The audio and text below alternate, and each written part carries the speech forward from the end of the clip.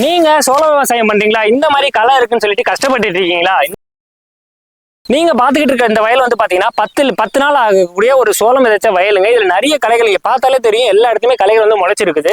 இந்த களைகள்லாம் வந்து பாத்தீங்கன்னா 2 இலையில இருக்கு. இந்த கீரை வகைலாம் 2 இலையில இருக்குது. இப்ப இதுதான் வந்து பாத்தீங்கன்னா விவசாயிகளுக்கு ஒரு மிகப்பெரிய பிரச்சனையே வந்து பாத்தீங்கன்னா இந்த மாதிரி களைகள் தான். இந்த பிரச்சனைக்காகவே வந்து யூபியில் வந்து புதுசா வந்து ப்ரூசியான்னு சொல்லிட்டு ஒரு மருந்து அறிமுகப்படுத்திருக்காங்க. இதை பயன்படுத்தும் போது உங்க வயல்ல இருக்கிற முக்கரம்பு, மூங்கில் பில்லு, சொனப்பில்லு, வர்கராம் பில்லு, பூண்டு வகைகள், கீரை வகைகள் சொல்லி எல்லா வகையிலுமே இந்த களைக்கொல்லி அழிச்சிரும். இந்த ப்ரூசியா மருந்து எப்படி பயன்படுத்துறது அப்படின்னா, ஏக்கருக்கு 50 ml வீதம் 10 லிருந்து 12 டேங்க் அடிக்கலாங்க. இதை வந்து இந்த மருந்தை நீங்க பயன்படுத்துக்கு முன்னாடி குறைந்தபட்சம் ஒரு 2 நாளைக்கு முன்னாடி உங்க வயல்ல தண்ணீர் பாய்ச்சிக்கோங்க. ஈரப்பதமா இருக்கும்போது இந்த மருந்தை பயன்படுத்தினீங்க அப்படின்னா உங்க வயல்ல இருக்க எல்லா களையுமே அழிஞ்சிரும்.